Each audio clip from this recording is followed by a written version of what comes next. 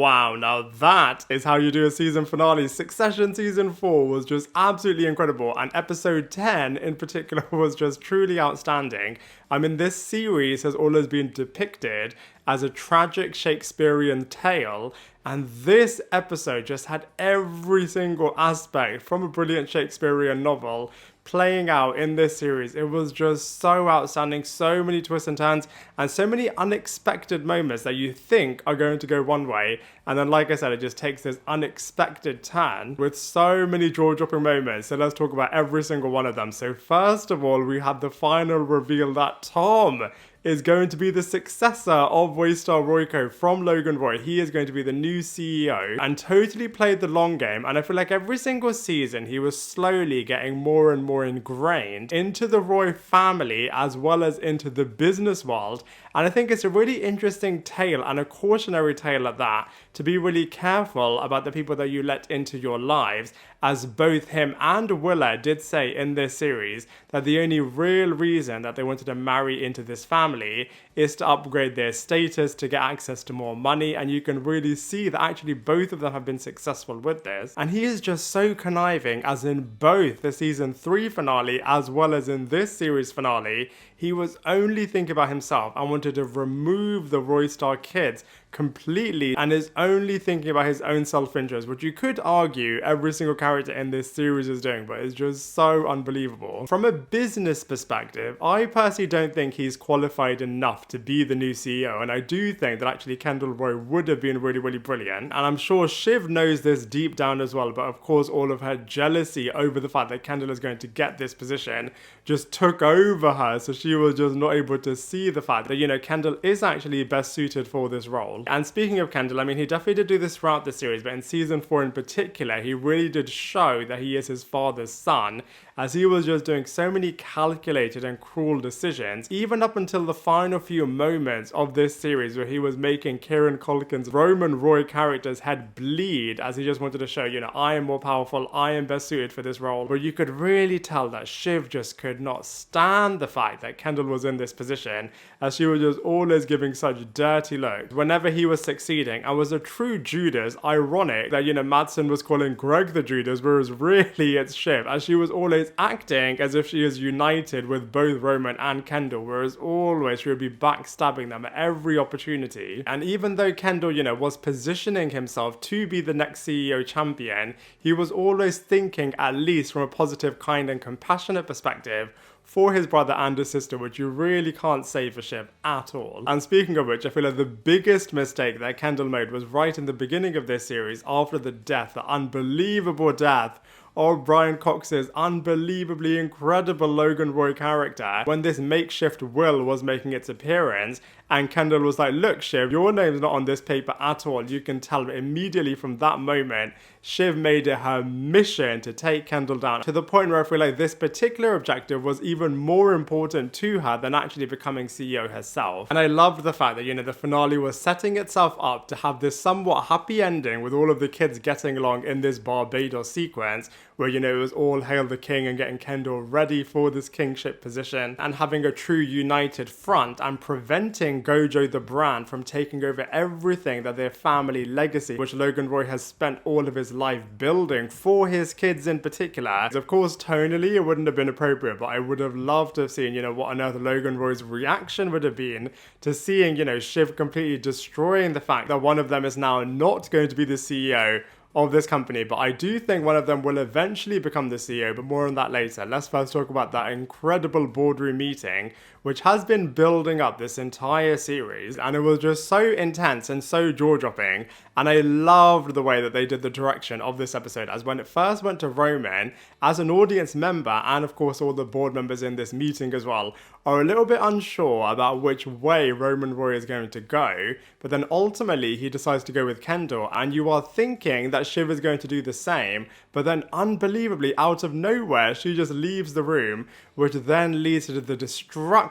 of the trio siblings relationship. Completely destroys it from the heart. Your heart is literally being ripped out. As an audience member, my jaw was literally on the floor as I couldn't believe the things that were just taking place. Firstly, you can see how much like Shiv is just hating the fact that Kendall is so close to becoming CEO. And if you go back and watch this scene again, you can kind of see in her mind, she is either thinking, do I want to be the CEO's sister or do I want to be the CEO's wife? And then she really does dig the knife into Kendall's heart when she brings up a lot of things that happened in his past and also says, I don't think you will be a good CEO, which you can tell, she is just saying purely from a point of jealousy, as Kendall has proven so many times this series, in particular this season, that he really is ready for this role. And I do feel really, really bad for Kendall, as like I said, he has spent his whole life getting himself ready for this position, and he was just so close to getting it, and then it was just snatched away from him. And now he's kind of lost it forever, and now he's just walking aimlessly around New York.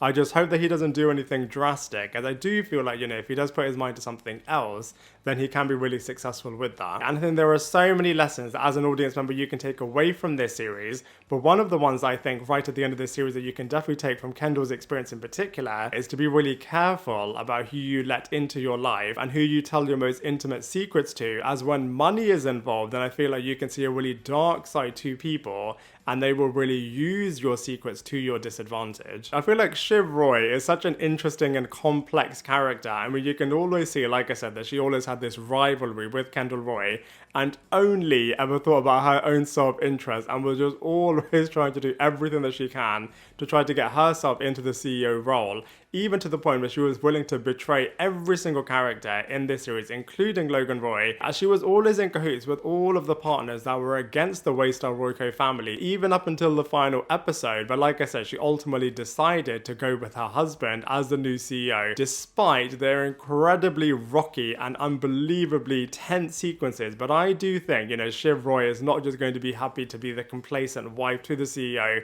and doesn't want to live the life that her mother did. So in a fictitious fifth season, what I think would have happened next is that she would have just plotted and ployed how she can take the position away from Tom and actually make herself the new CEO, and maybe she would have tried to take over Gojo or something over there as well. I mean, the entire ensemble in this series are just world class, such brilliant actors, and all of their portrayals are just so good. And Kieran Culkin in particular always has one or two moments in every single season which are just unbelievable. But in this season, I have to say, I absolutely love the Roman Roy character, and even though you can tell that he was never fit enough to be the true CEO, especially as he isn't able to do all of the dark stuff that you need to as a CEO, you can also tell that, some of the power definitely does get to him, especially when he went on this firing spree. But to his credit, what I think he's really, really good at is making really good relationships, so he can definitely take that skill set to have a really successful future. And I do think it's really interesting as he ended exactly where he started, so I'm sure he will continue to also be a bit of a billionaire playboy. Very similarly, Matthew Macfayden had some outstanding sequences with both Shiv Roy and of course with Greg.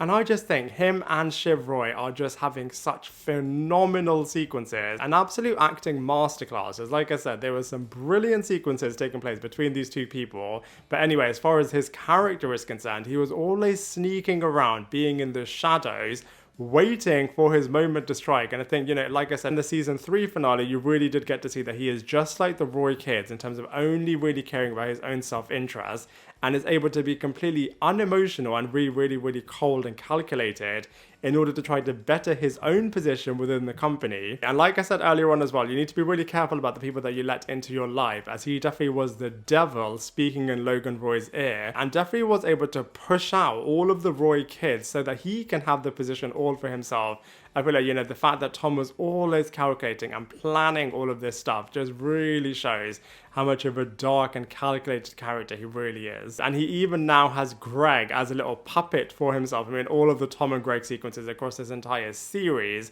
have been absolutely legendary. And even as a character, I feel like Greg really has grown so much in confidence, as he still has all of the brilliantly hilarious sequences, but he just has so much more intelligence. I mean, the fact that he was translating everything that Gojo as a team were talking about when they were talking in another language, I thought was absolute genius. And he ultimately decided to put his allegiances with Kendall, as I did love all of the Greg-Kendall relationship sequences across this series as well. As you don't really know, is he going to choose Tom, is he going to choose Kendall? And he kind of took a gamble on Kendall, which ultimately didn't end up paying for him, as of course Tom then won the CEO position. So I wonder what's really going to happen in the future with these two. Alexander Skarsgård was a brilliant addition in this series as playing the Lucas character. You really can tell that, you know, this guy doesn't really give a toss about anyone and is willing to use and abuse anyone that he needs to in order to get whatever he particularly wants, and really does show how ruthless the business industry world really is, as he has brought this company and has pretty much thrown out all of their family completely. I mean, you know, Shiv of course is still there because she is the wife of the new CEO, but still, you know, he was even willing to forget her, despite the fact that, you know, he wouldn't be as successful as he is right now without her,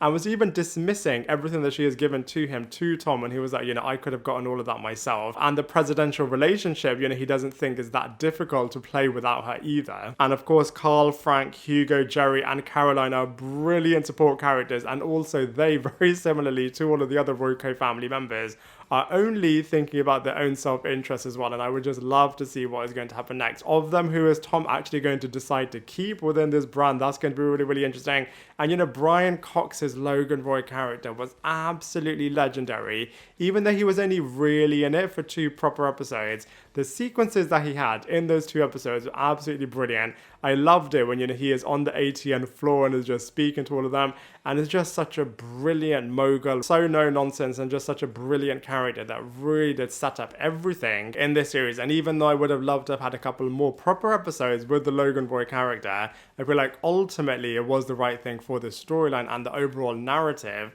as of course this series is all about who is then going to be the next successor. So I have to say, you know, season 4 was just unbelievable, super Shakespearean, super brilliant, and just a really brilliant business masterclass into what really does happen behind the scenes in these mega corporations. But now I'd love to hear from you. What did you think of season 4 of Succession? I absolutely loved it, and I'm going to give season 4 a mega 8 out of 10. Now I'd love to hear what you thought of this season, so please let me know your thoughts in the comment section below. Otherwise, I look forward to seeing you in my next video.